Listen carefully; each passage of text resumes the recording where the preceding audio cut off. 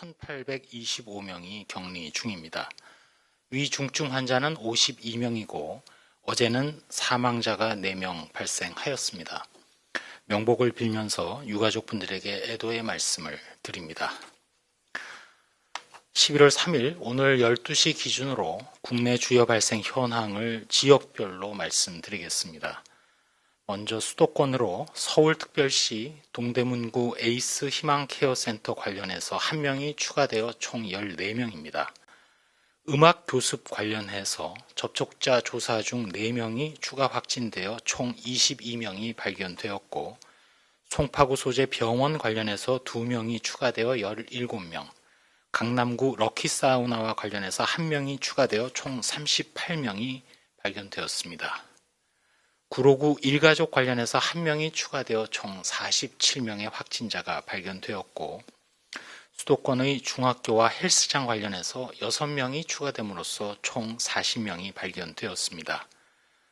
경기도 용인시의 골프 모임과 관련해서는 2명이 추가되어 총 56명의 확진자가 발견되었습니다. 군포시의 의료기관 등과 관련해서는 격리 중 3명이 추가되어 총 62명이 확인되었고, 광주시 SRC 재활병원과 관련해서 2명이 추가되어 총 156명이 발견되었습니다. 비수도권으로는 충청남도 아산의 직장과 관련하여 접촉자 조사 중 4명이 추가됨으로써 총 23명의 환자를 발견하였습니다. 다음으로는 치료제 백신 임상 연구 등과 관련된 내용입니다. 먼저 코로나19 치료제인 렘데시비르에 대해서는 12월 2일 16시 기준으로 총 65개 병원에 729명의 환자에게 공급이 이루어졌습니다. 또한 혈장 수혈의 경우는 회복기 혈장에 대한 수혈이 8개 의료기관에서 47명의 환자에게 이루어졌습니다. 혈장 수혈과는 별개로 혈장 치료제 개발과 관련해서 지금까지 개인 헌혈 그리고 2차례에 걸친 단체 헌혈을 통해서 총 2,798명이 혈장 공여에 참여 의사를 밝혀주셨고, 이 중에서 실제로 2,030명이 혈장 공여를 해주셨습니다. 향후 11월 16일부터 3주 동안 대구 지역에서 올해 초에 확진자가 많이 발생했던 종교단체 관련 약 4,000명의 회복자분들이 혈장 공여를 실시할 예정으로 있습니다. 대구광역시에서는 장소를 제공해 주셨고, 혈장 공여와 관련하여 대한적십자사에서 지원과 협조를 해주십니다. 혈장 공여에 적극적으로 참여해 주시는 신천지 측에 깊이 감사드리고, 또한 대한적십자사와 대구광역시의 협조에도 깊이 감사드립니다. 저희 중앙방역대책본부에서는 지난 금요일 치료제 백신 지원위원회를 통해서 현재 진행 중인 임상시험에 대한 적극적인 지원을 협의한 바 있고, 이 과정에서 여러 기관이 함께 추진하고 있는 임상시험과 관련해서 한 가지 강조드리려 합니다. 그 내용은 여러 기관이 하나의 임상시험 계획서에 따라서 임상시험을 실시하려는 경우 의약품 임상시험 관리 기준에 따라서 기관장들 간의 협의하에 공동으로 임상시험 심사위원회를 심사하거나, 또는 한 기관이 심의받은 계획서를 다른 기관의 심사위원회에서도 심의받은 것으로 인정할 수 있음을 거듭 소개해 드립니다. 이를 통해서 임상시험 심사위원회의 심의가 좀 더 효과적이고 신속하게 진행될 수 있음을 말씀드립니다. 다음으로 생활방역과 관련된 사항입니다. 행정안전부에서 운영 중인 안전신문고에 신고된 사례를 소개를 해드리면, 방역당국의 자제 권고에도 불구하고 100명이 넘는 인원이 실내에서 종중 모임을 개최하는 사례가 신고가 되었고, 또한 호텔에서 저녁 식사를 동반한 대규모 동창회 또는 펜션에서 1박 2일로 전국 단위의 동창회를 개최하는 등 감염 위험이 높은 사례들이 신고되었습니다. 이러한 사례들에서 마스크 미착용이나 거리두기 위반 등의 지적사항들이 신고되고 있음을 말씀드리면서 저희 방역대책본부에서는 막바지 가을 산행 시기 그리고 연말을 맞아 행사 및 모임이 증가할 수 있기 때문에 거듭 수칙을 반복해서 말씀드립니다. 안전한 산행을 위해서 단체 산행은 되도록 자제하고 동행 인원은 최소화하시며 개방된 야외 공간이라 하더라도 2m 이상의 거리 두기가 어려운 경우에는 마스크를 반드시 착용해 주시기 바랍니다. 다만 산행 중에 숨이 차서 호흡이 어려운 경우에는 거리 두기가 가능한 공간을 두고 마스크를 벗고 쉬시며 다른 사람과 함께 언제 어디서나 음식을 먹는 경우 가급적 대화를 하지 말아 주시기 바랍니다. 또한 음식은 개인별로 덜어서 드시고 각종 연말 모임이나 행사 참석 시 마스크 착용, 손위생, 2m 거리 두기, 수시로 환기하기, 표면 소독 등 강조해서 반복 말씀드리는 방역 수칙을 충실히 지켜주시고 또 중요하게는 발열, 기침 등 조금이라도 의심 증상이 있으시면 신속하게 검사를 받아주시기 바랍니다.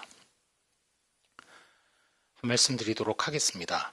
전 세계의 코로나19 발생 상황은 북반구에서 미주와 유럽뿐만 아니라 중동 일부 지역까지 포함해서 유행이 급증하고 있습니다. 이를 두고 코로나19의 두 번째 유행이라고 말하기보다는 아예 본격적인 대유행의 서막이 열렸다고 표현하고 싶습니다. 아마도 다음 주 초에는 전 세계 환자 규모가 5천만 명을 넘어설 것으로 전망됩니다. 반면에 국내 상황은 전체적으로 감염 규모를 억제하고 있는 상황이 유지되고 있습니다. 매우 우려했던 명절 기간의 대이동, 가을 산행, 거리두기 조정 이후의 소모임 등에서 비록 산발적 감염이 발생하면서 유행이 이어지고 있긴 하지만 아직까지는 비교적 억제되고 있는 것으로 판단하고 있습니다. 물론 언제든 폭발할 가능성은 분명히 있습니다. 현재의 상황은 국민 한 분 한 분 그리고 시설을 운영하는 모든 분들의 거리두기의 철저한 준수, 또 행정안전부를 중심으로 해서 일선의 보건요원, 지방자치단체, 경찰청 등의 현장 점검 노력, 거기에 의료기관과 의료진의 헌신이 더해져서 코로나19를 지역사회에서 최대한 억제하고 동시에 위중증 환자 규모를 정체 상태로 유지하고 있습니다. 저희 방역당국은 모든 분들의 노력에 감사하면서도 언제나 고민하고 있습니다.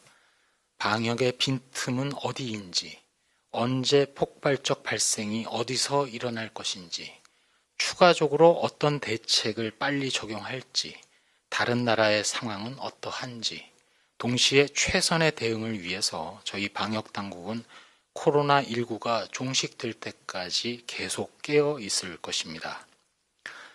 지금 이 순간에도 치료제, 백신 개발을 위해서 개발 기업과 연구자들이 혼신의 노력을 하고 계십니다.